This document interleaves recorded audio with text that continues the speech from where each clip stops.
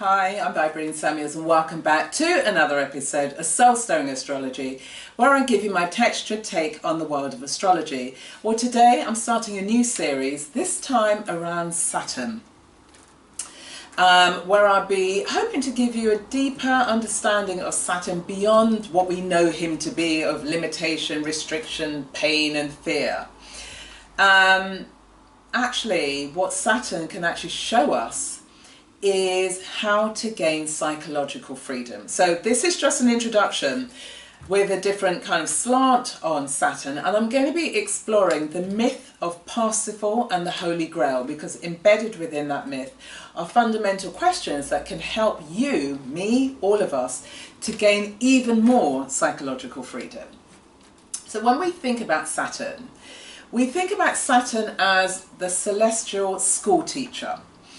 And who's always ruling with a hard, the iron fist, bringing limitations, but also it brings frustration. It brings the gift of frustration, because we can find we're in such painful positions that we continue either going down that road, or one day we wake up and just say, I can't do this anymore, or because you've become so frustrated.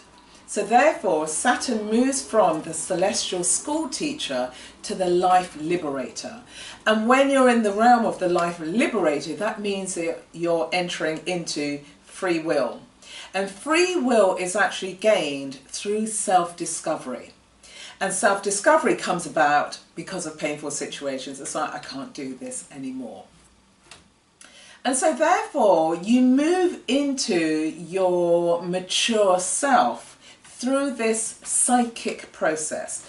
So I'd like to invite you to think about Saturn not only as the limiter and the one that places restrictions, but also it's the opportunity, it's the path to this psychic process. And in the psychic process, you can then grow in maturity. So when we think about the myth of Parsifal, what Parsifal encourages us to do is to go on the hero's journey. So Parsifal was a young boy who chose to explore his own destiny. It was his birthright to explore his destiny. But we can apply Parsifal, the story of Parsifal, to every aspect of our lives. You don't only have to be a young person to explore Parsifal. Wherever you are now, how can you choose to be the hero for your own life through your own self-discovery, so that you're growing in wisdom? So you're moving beyond ego and moving into this realm of wisdom, because there's this distinction that should be drawn. We're all being fed data and information, so we can intellectualize what we hear, what we know. But there's a difference between intellectualizing the external values that we pull from the outside world, and that's very different from integrating the internal mechanism, the internal journey, the internal values that show us we understand, because we're able to translate. We become the alchemist. We turn that into the elixir for our own life. And that's what Saturn has the power to teach all of us. And once we're open to the teaching, we can then, receive the gold, the pot of gold at the end of the journey. And the pot of gold allows all of us to extract the wisdom from the lessons learned, and then from the wisdom we're able to then take that out into the world. So let's think of Parsifal. So Parsifal's father died just before he was born. And obviously that was a severe loss to his mother, and his mother chose to protect him from, the textures of life. Now, Parsifal actually had a birthright to become a knight. So his father was a knight. He was the knight to King Arthur's court. Because his father died, whilst being a knight, his mum wanted to protect him from going through the same journey. So she denied telling him that he had this birthright. What she did was she cocooned him, and didn't share the nuances of life. She didn't share the good, the bad, and the damn right ugly. All she did was protect him and told him about God. So one day, Parsifal meets this knight. And through this knight, the meeting of the knight is the beginning of the hero's journey. So just imagine the knight is the opposition. Something outside of himself came to him and illuminated something in him, i.e. the desire to explore his own destiny. His mum was very resistant to this. She didn't want him to go.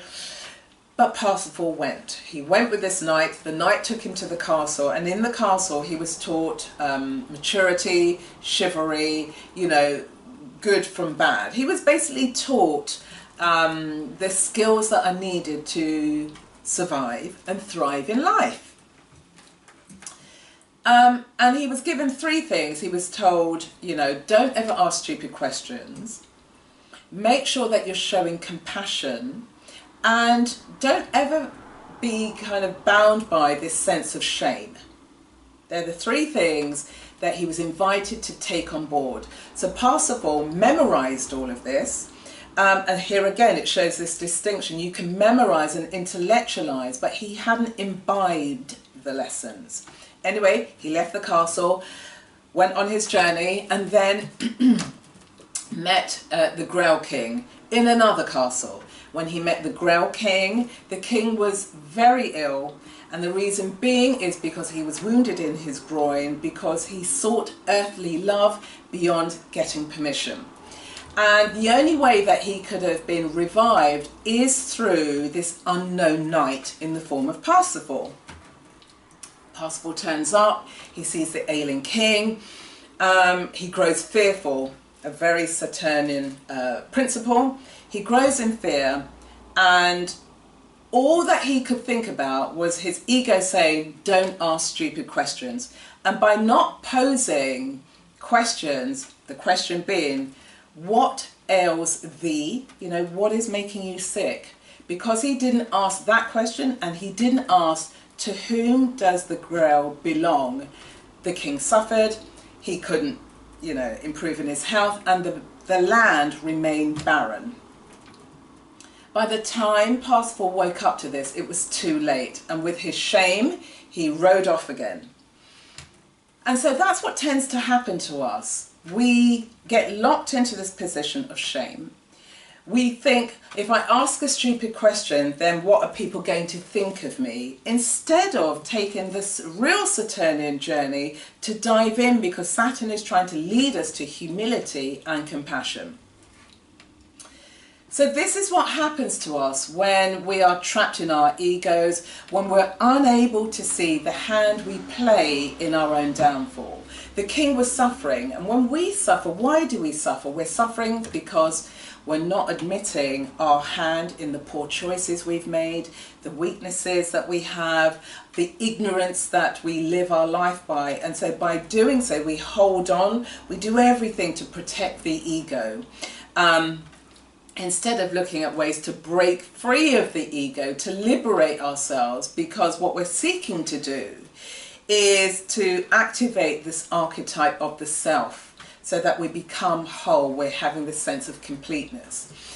You know, we've all been there, or maybe some of us are still there. I've had so many experiences. One of them, well, there's 2 that immediately come to mind. So I remember on my 30th birthday, I cried and I cried and I cried on my 30th birthday. Not because I turned 30, but because life was showing me in very brutal ways. My Saturn return was very brutal, very brutal indeed, because I was still unconscious. And, you know, Saturn, life, the universe presented itself to me in a way that was beginning to become undeniable, but I was still unconscious. Another example that comes to mind is there was a boss of mine at the time who I have to say I behaved despicably to. I was openly contemptuous. That's when I was living in my days of Bybreen had to be right about everything. This righteousness, very ugly. And I remember this situation. We had a very contentious argument. There was a situation, and I was growing with increased anger. And one day we walked to the lift, and I was still shouting and arguing, and she refused to get in the lift with me.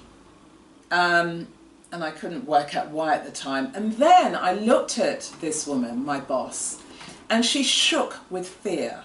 And it was in that moment I could see my ugliness. I could see the ugliness of my anger and the impact it was having on somebody else. That really was one of the turning points in my life, because it was like, I will never allow myself to behave in such a way because I haven't got control over who I am. That places somebody else at a disadvantage. Shortly after that, I thought I'd go on to explore philosophy, but actually astrology found me and I found it, and that was the key that unlocked the door to who I am. After that, I did a master's in analytical psychology, looking at, you know, what makes us tick. That was a, you know, quite an interesting experience. And then after that, I was a Buddhist. I was a practicing Buddhist for 12 years. So my journey of self-discovery, and it continues, it's a lifelong thing. But instead of those days where, you know, why is this happening to me, I've been able to tap my own sense of wisdom because I've gone through the eye of the needle that Saturn has presented. And the Parsifal story, Saturn's journey, that's inviting us into this psychic process where we begin to own our poor choices, grow through those poor choices. Then we're able to really liberate ourselves from the ego. We can let go of the ego. We don't have to be right. I certainly don't live my life in that way anymore. I haven't done so for decades. It's not about, you know, I have to be right. I'm not interested in that. What I am interested in is, does this make me happy? And I will defend my happiness. I will do everything to ensure that I'm moving, continue to growing into continued happiness. And now I describe myself, you know, I'm deliciously happy from the inside out. And that's what Saturn is presenting to all of us, this beautiful gift. Instead of us thinking of him as the hard taskmaster, it's about thinking of him as, how can I really enrich my life with happiness? And the way to do that is through this process of self-discovery.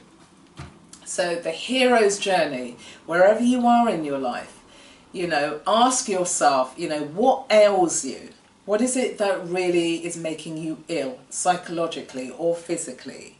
But then have the ability to be vulnerable enough, naked enough, open enough, human enough, that when you're meeting other people, ask them, what ails you? Because by doing so, you can then begin to demonstrate compassion, humility, healing, caring for another.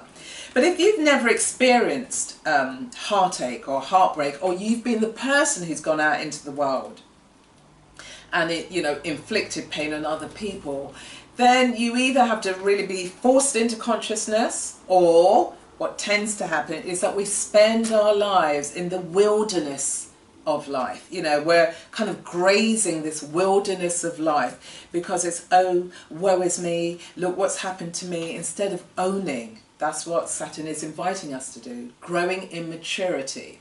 And so by asking that question, what ails thee, you know, if you're a parent or if you're a carer, it's a question that you could ask your children, encourage your children to ask, what ails you?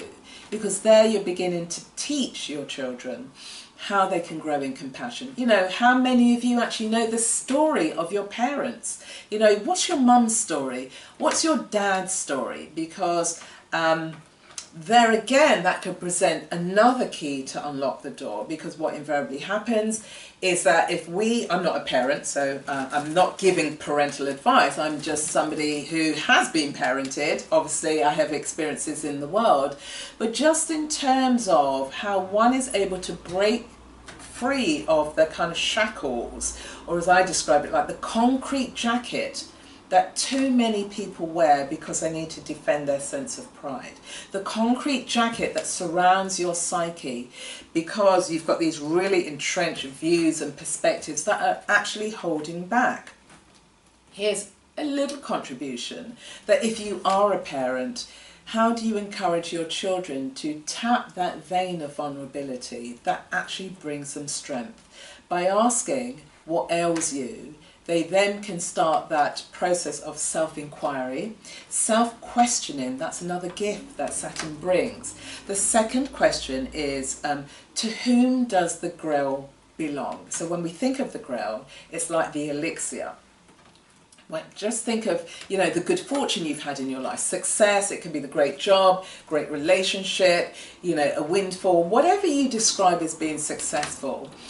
Saturn then presents you with that, and what Saturn is encouraging you to think about is, you know, remove the ego, unlock this goodness from the ego, because by doing so you can then take the treasures, the wisdom, the lessons that you've learned from this good fortune.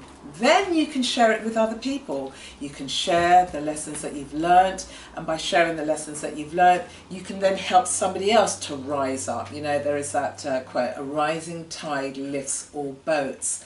And that is another thing that Saturn is inviting all of us to do.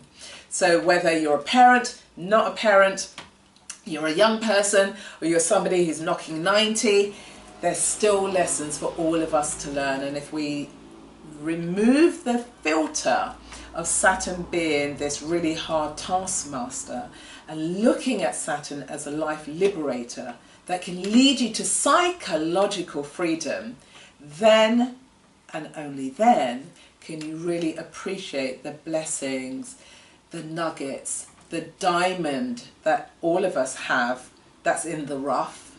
And when we begin to become conscious, we continue to polish and polish and polish and polish until we shine. So that's what I wanted to share with you with Saturn. It has so many lessons for us, and they can be lessons that we welcome with open arms. So this is the first in my series. I'm going to be looking at Saturn through different signs, and then I'm going to be looking at how you as the archetype of Saturn shows up in your love relationships. You know, Saturn through synastry. Saturn, where you're in this intimate relationship with somebody, how does Saturn show up? What are some of the aspects and signatures of Saturn that could suggest this may not be a happy union, through to this could be a blissful union? So I want to leave you with this quote by Bob Dylan. And what he said is, those of you who are not busy being born are busy dying. And it reminds me of that Shawshank Redemption. Not that I've seen the whole film, but I do remember the sentiment that I read about. If you're not busy living, then you're only busy dying. And this is what Saturn wants all of us to thrive. And we can thrive when we begin to water ourselves in a way that removes the ego. So we're removing the kind of arid land and we're turning it into fertile land. So until then, beautiful people, stay well. Begin to explore your Saturn. Think of yourself as Parsifal, the hero's journey. What opportunities have you let slip because you were too afraid to reveal who you are? You were too afraid to be vulnerable. You were too afraid to be compassionate. You were too afraid of letting go of your ego. Any comments, any questions, put them in the comment box below. I love to connect with you as always. Feel free to share this with anybody in your network, and you can like and subscribe to my channel. And if you'd like a personal reading, get in touch. Stay well, beautiful people, and I will see you on the next episode. Bye.